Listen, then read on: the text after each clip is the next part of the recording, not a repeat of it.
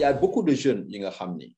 bon c'est une éducation malheureusement loolu c'est la faute des politiques publiques yi nga xam ne ñu ngi koy teg depuis des années au niveau du Sénégal parfois éduquer wu ñu xale yi comme ni ñu leen war a éduquer et bu ñuy wax éducation nag waxuma rek l'enseignement parce que ñëw di jàngal nit peut-être def nañu ay écoles et tout mais dafa am dara li nga xam ne dañ ko war a jox parce que di ngay gis nit ku jàng tey ba yor ay bagam plus tel mais parfois quand tu l'entends réfléchir quand tu l'entends argumenter tu sens que ni son niveau est très bas te bari na ci sunu réew et lu ci bari timit parce qu'il y a beaucoup de politiciens il faut le dire sont partis plus vers le chemin le plus simple. Le chemin le plus simple, c'est le populisme. Et le chemin le plus simple, c'est de la manipulation pour créer en fait ce qu'on appelle aujourd'hui, tout simplement des monstres des réseaux. Et lolo de faire plomber le débat parce que de faire éraser par le bas, c'est-à-dire de faire continuer vers le bas. Parce que li gëna yomb mooy saaga nit li gëna yomb mooy wax nit lu bon li gëna yomb mooy loolu te loolu amul lenn lu ñuy avancer nit ki boo ko dóoree mu dóor la soit danga koy rey wala moom mu rey la wala gaañante amul njariñ ça ne construit pas notre pays on n'ira nulle part dëkk yu bari nee nañu c'est par la guerre qu'on arrive à reconstruire certes ça peut être, mais c'est très con de penser comme ça. Bien qu'il y a une certaine réalité là-dedans. C'est pas comme ça qu'on doit construire un pays. On peut construire un pays par la réflexion. Et nous, on a connu, parce que le fait même du Sénégal, en musuñu xam xeex. Donc ce qui est une aberration, mooy ñu bëgg ne dañu mën a c'est-à-dire bon damay déglu argument yu mel noonu c'est par la violence la yenn pays yëpp di dox peut-être quand on oublie qu'on a déjà traversé des situations comme ça parce que Sénégal construire ñu ko rek tey jii parce que li ñuy wax ni Sénégal tey c'est dans la violence d'abord qu'elle s'est construite dans la violence entre nous en tant que des ethnies le New York yu bokkul parce qu'il y a des Wolof, il y a des Halpulaar, il y a des Sérères, il y a des Joola, il y a des Manka, il y a Soninké, il y a tout ça. Mais c'était pas si facile que ça. Quand tu vois un royaume de Nouveau, on te parle du royaume du Kajoor, du Bawol, du Sine, du Saloum, le Tekrour, ainsi de suite, le Jolof. Il y a eu des royaumes, là, il y a eu des empires, l'empire du Mali, l'empire du Ghana, mais ce n'était pas une histoire comme un long fleuve tranquille. Il y a eu des remous, il y a eu des combats.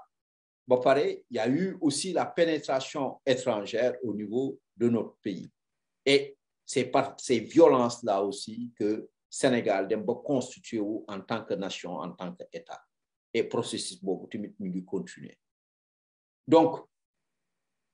équilibre bobu nga xamni dañ ko am par rapport à notre histoire, par rapport à la guerre, l'équilibre bobu constitué wu ba tay amna yu bari yi nga xamni buñ ko yëkëté té yenn say ñu dégg ko nit jóg wax né par exemple wolof yi tel wala mu né halpulaar yi tel wala mu joolaa yi tel mu indi ay coow gaa yi gaaw nëppal c'est parce que ils savent que ni kat il y a eu des guerres, il y a eu des combats, yu tax ñu dem ba créer équilibre bobu. Donc dès le soir fi da fay nek une répétition de l'histoire. L'histoire se répète assez souvent. Mais moytu ko dafa gën. Té nous avons les moyens de l'éviter parce que tay yu bu ñu taxawé ñun ñëpp kuñ ci gratter touti derrière dañuy gis ne kat c'est un métissage bi nga xamni mom mo am nit ki da fay nek wolof am ay maamu peul wala mu nek peul am ay maamu wolof ou des séeréer rek yu demee noonu ba Bissou Ndiatta Keïta ñëwee dafa def li ñuy wax ci constitution ou Mandé boobu nga xam ni tegoon na ko pour mu am ay plaisanteries entre des cousins et entre des ethnies loolu moo tax ñuy dégg séeréer yi assez souvent ñuy jàpp dans les yéen a jaamu tukulóor yi naan waaye sama jaamu séeréer yi ainsi de suite tooñante boobu di am entre les gens plaisanteries yooyu di am pour mën a apaiser société bi pour mën leen a jaaral ci yoon yu yomb muy yoonu koom-koom mais yoonu aussi paix parce que li construire koom-koom du dara lu dul paix loolu tamit benn partie la muy partie historique bi encore bu Sénégal parce que ñu xam aussi fi ñu jógee dafa am solo parce que c'est par l'histoire dañu war a mën a construire aussi ce qu'on appelle l'avenir moo tax ñuy wax la mémoire bu ñu xoolee fii par exemple juif yi bi leen après kii ñuy wax Shoah la mémoire di teg ay statut pour fàttali nit yi ne jaaroon nañu fii moytu leen waat ñu jaaraat fa ñun suñu histoire aussi je pense que ñu war nañu gën a tegaat nit yi gën ko comprendre gën ko xam ne jaaroon nañu fii nanu moytuwaat ñu jaaraat fa maa ngi ci doon dellu siwaat ci waxtaan yi ma amoon temps yi ci ginnaaw di wax ne tubaab bi nag bi mu ñëw daf ñu dëpp maanaam ñun suñu vision c'était vers l'Afrique par empire yooyu mu tuddoon l'empire du Ghana l'empire du Mali ñuy xool ñun vers l'Afrique et à l'époque bon on utilisait beaucoup les fleuves les cours d'eau pour mën a def ay échanges moo xam entre l'or moo xam entre les épices les esclaves et autres mais ñu dem ba tubaab bi ñëw nag ñoom dëppuñu ñuy xool vers la mer tey jii bu ñu xoolee lu ci bari y a des ports c'est pour aller regarder vers l'Occident te ñoom bi ñu ñëwee ñoo ko construire pour lan pour mën a drainer les matières premières vers leur pays ñun tamit comme pays côtier la ñu ñun on s'est retourné ba pare nangootuñu dellu si waat pour xool vers l'Afrique et loolu dafay indi problème loolu tamit luy retarder suñu développement la moo tax ñu war a mbiijaat ñuy wax mbiij delluwaat xool vers l'Afrique dafa am importance bref ay royaume moo constitué woon ñun tey jii ce qu'on appelle le Sénégal royaume empire bi ci gën a mag bi nga xam ne constitué wu biir Sénégal bi nga xam ne xam nañ ko mooy le Jolof bay wax Jolof par Njaajaan Njaay Njaajaan Njaay nag doomu Lamtooro Abraham Sall bu ñuy wax Fatoumata Sall mooy yaayam da daan am ay néeg yi nga xam ne ñooñ la ñuy wax ne dafay am ñaari chose dafay am ce qu'on appelle meen ak ce qu'on appelle geño mooy luy takk tubay mais dafa amoon importance mais loolu depuis l'Égypte la bu ñu xoolee prototype bu séeréer yu njëkk yi ñoom ligne matrinaire dafa am solo maanaam meen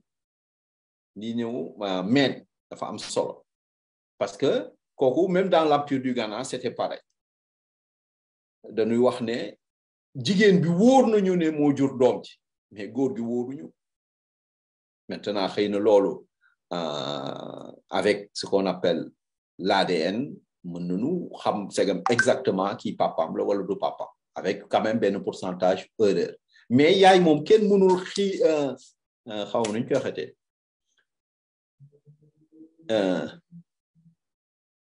kenn mënul naatable que ni kii kat sama yaay la wala du sama yaay ko parce que dañ koy gis mu sëgg jur la mais papa comme moom benn chromosome la ciy joxe ci affaire bi benn cellule lay joxe donc papa ji kenn xamul cellule boobu est-ce que moom moo ko joxe wala y a quelqu'un d'autre qui l'a donné sauf bi ñu demee ba nga xam ni dañuy def test ADN donc de par là ñoom ñu amoon ay jigéen yi nga xam ni ci famille yu mag lañ bokkoon ñu ñuy wax day garmi ñoom ñoo daan jël ci kër yi ñuy am doom ñu wax ne par exemple dans le royaume du Kajoor sa yaay fokk mu nekk ci néegu garmi yi et Kajoor il y avait 7 familles ci femmes yi nga xam ni ci ñooñu nga waroon a juddoo sa papa sant Faal donc ñuy di dégg ñuy wax néegu dorobe yi seen origine pourtant Haalpulaar la ñuy wax néegu sooño yi seen kii néegu comment on appelle malinke yi la ñuy wax géej yi ñuy wax wagadu yi ñoom njëkkoon parce que ñoo jóge woon dans l'empire du Ghana mooy soninke yi bari ñuy dégg donc les Bey et autres donc ci néeg yooyu jigéen bi fa la war a appartenir et dans le Kajoor sa papa dafa war a sant Faal et Kajoor du moment que ni Jolof daf ko dominer woon parce que Jolof bi Njaajaan Njaay ñëwee taxaw dafa conquérir réew mi yëpp pratiquement parce que moom sax moo commencé processus Sénégal bii tey nga xam ne ñun doon ko hérité Sénégal boobu yëpp matagul woon nag mais moom moo ko mën nañu wax ne moom moo ko njëkk a commencé di dominer ay royaume moo xam royaume du Bawol moo xam royaume mu Kajoor moo xam d'autres royaumes yi nga xam ni ci suufam la ñu nekkoon di fay ay dim mu li ñuy wax ay impôts vers le pouvoir central bi nga xam ne mi ngi woon dans le Jolof établir seen capitale à Yang-Yang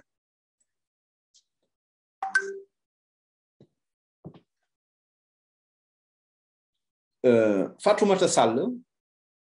donc dañu wax ci histoire ci taarix que ni ci berbère yi à l'époque ou almoravide yi nga xam ne dañoo doon dugg di jéem a topp nit yu ñuul yi pour tuubal leen dafa amoon tamit commerce bu amoon seen diggante moo xam muy l'or mooy xam muy le sel ñu ni kooku kenn ci kilifa yooyu moo jëloon Fatoumata Sall am ceeg moom Njaajaan Njaay dégg ngeen l'histoire de Njaajaan Njaay bi muy daw bay dugg ci ndox mi di réer ba ci li ñuy wax Mbarka Boo bi nga xam ni demi frère am le plus tard ñoom mooy mboojoenu comment on appelle Waalo donc Njaajaan Njaay moom par son intelligence dafa teel a dem papaam comprendre woon na lu bari ci wàllu xeex ci wàllu nan la ñuy war a mën a yoree réew parce que réew da ngay jàng da ngay xam niñ ko yoree ci par l'expérience donc moom xamoon na loolu moo taxoon nee nañu sax c'est pas par les armes qu'il a réussi à conquérir le reste de ces ou à dominer les autres royaumes mais c'est par l'intelligence et loolu beneen buur def na ko plus tard ñuy wax Lat-Sukaabe Ngoone Jeey dans le Kajoor ci la noonu la Jolof asseoir son pouvoir au niveau du pays ñuy dox ba ku ñuy wax Déthié Fondiougou ay maamam ñi ngi jóge woon ci fu ñuy wax Famkunda parce que parce que loolu Yoro Diaw bind na ci lu bari ci migration yi nga xam ne am nañu depuis l'Égypte vers l'Afrique de l'Ouest dafa am nag ñaari route yu gaa yi daan jël parce que lu tax ñu jóge woon l'Égypte expliqué naa ko tout à l'heure par rapport ak xeex yi fa amoon mais aussi par rapport ak la démographie galopante bi nga xam ne amoon na au niveau de l'Égypte et l'homme a tout le temps migré pour aller chercher à manger tout simplement donc dañ daan topp ci animaux yi di dem chasse di dem cueillette et puis bu fi feesee dañuy jékki-jékki benn groupe wala sax ci ay xeex parce que ci kaw ay alliance da daan ay combat yi nga xam ni buñ la gañee boo fa tooregee dañ lay rey wala dafay metti ci yow wala ay cousin jékki-jékki jël le pouvoir par les armes ñële daal di daw bala ñu leen di jàpp donc groupe yooyu dañuy déplacer wu avec des femmes ànd aussi ak des chasseurs ak ay yeneen nit loolu moo doon indi des migrations nit yi dem nit yi au fur et à mesure ñuy dox ci àll bi dëkk fenn après demaat feneen ainsi de suite ba yegsi ci côte yi foofu am na nag ñi nga xam ni danoo jaar par le nord am ñi nga xam ni danoo jaar plus par le sud donc bu ñu demee par le sud nag ñi fa njëkkoon a nekk ñu leen koy wax des Nanko ñoom dañu jaar par le fleuve Gambie donc Guinée-Bissau yu demee noonu yëpp ñi nga xam ne dañoo def la migration par le sud ñeneen ñi jaar plus haut par le nord